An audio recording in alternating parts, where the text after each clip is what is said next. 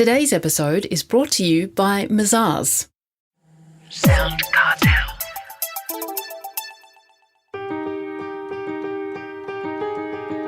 From SoundCartel, I'm Nicole Goodman, and this is Business Essentials Daily.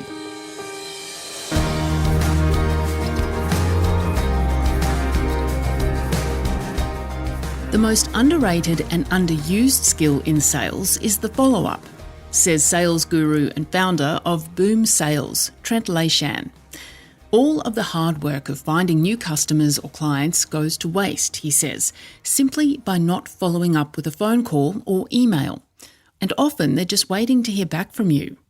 Trent explains how to follow up using both traditional and digital methods. Process and structure, as you'll hear, is the key. If it's so effective, Chris Ashmore asks, then why don't businesses do it more often? It could be lack of care, lack of process, lack of structure. I think the lack of care is sort of something that comes through a lot in transactional selling, because I guess can be an order-taking aspect to the selling process. So they just continue to move to the next prospect. And by doing that, they are demonstrating a lack of care, but it just may be they're unorganised. They don't have the right processes in place. And the process is really important, I think, for a follow-up and structure. And the other thing to that is follow-up means work. There's a work element to following up. So everyone likes to talk to red-hot customers that really literally have their credit cards poised. But when you've got to do the work and you've got to follow up, and that might be 5 or 6 times, then that can be very time-consuming. So they go and gravitate towards the low-hanging fruit. So you're having a structured process, but also using data at the same time is really important to understand what works. And that's different in every business. So how should we follow up? Do you have any suggestions on what a process could look like? I would say stick them into a database and just blast them emails once every couple of days. No, just kidding. There's different ways of, that was a joke. There was different ways of following up. We use the digital platforms now as a way to stay connected.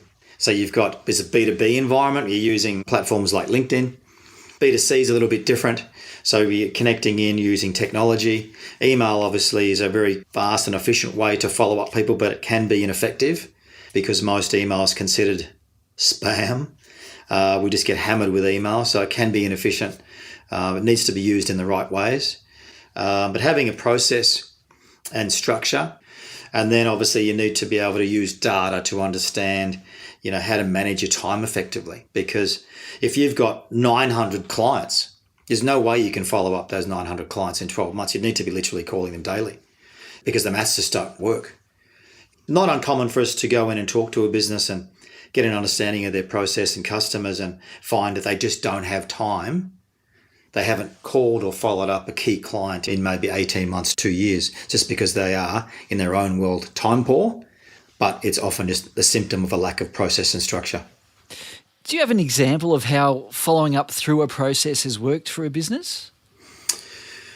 We radically transformed a business from 2 million to 18 million in revenue that had been in operations for 7 years.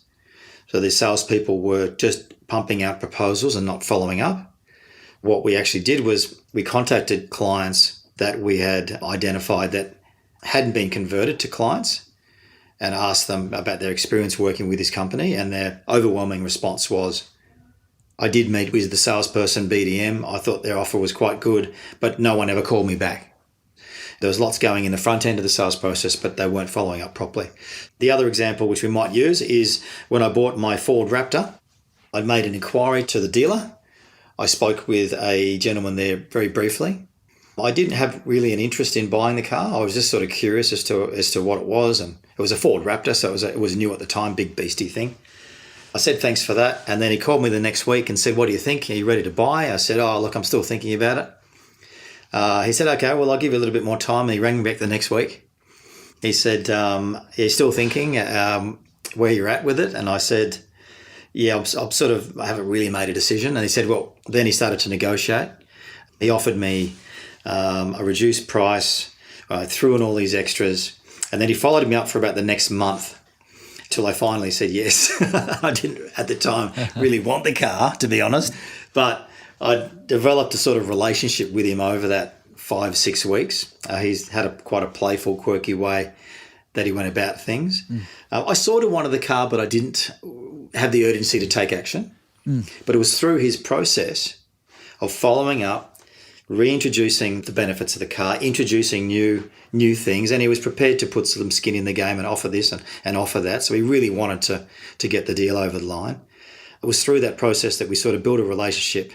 And then I got to the point where I said, yes.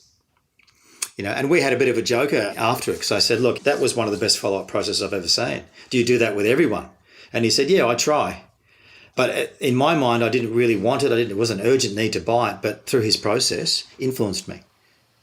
I'd suspect that you never said no in the process. You've said, I'll think about it, not yet, or that kind of thing. So unless, I suppose, until he hears the word no, an emphatic no, the deal is still there to be sold. Would that be fair to say? It's a fair assessment. What I was giving him was the deadly maybe. Now, that maybe is extremely dangerous to a salesperson because you could have millions in your sales pipe of maybes. The reality is maybe 5% less of that pipeline will drop because, you're not talking to the right person. You're not getting enough yeses. There's not a compelling reason to act today as opposed to maybe next week, maybe next month, maybe next year, maybe never. So I think you need to be resilient in the follow-up process. But again, you need to stick to your process, which is having a method because you trust the process. Is there a particular time frame to follow up? Is it every second day? Is it the next week? Is it the next day? Or just depends on what it is, what your business is selling? It does depend on the business. I think there has to be an understanding of performance data. So what's working? So you'll go through your performance data maybe over the last 3 years and you'll be able to establish, okay, how long is the average buying cycle? On average, it's 60. Then I need to work out a frequency within that 60. I'll know if I'm going outside the parameters of what's reasonable. So on average, it may take 5 follow-ups to make that sale in that buying cycle. So I know that I shouldn't be at 30. And that's borderline harassment. And I know I shouldn't be at 1. But each business is different. If you have a ferocious appetite for follow-up, you'll be vastly more successful. It shows you care, it shows professionalism, it creates efficiencies, and it's a really, really potent skill that's often undervalued and underutilised.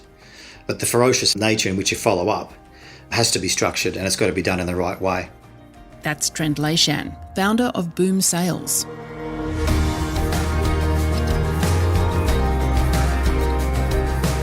This episode of Business Essentials Daily is produced by the team at SoundCartel.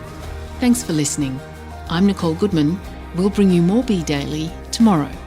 Follow @BE Daily Podcast across social media and head to bedaily.com.au for more from the Business Essentials Daily podcast. SoundCartel. This episode was brought to you by Mazars. To find out more, visit mazars.com.au. That's mazars.com.au.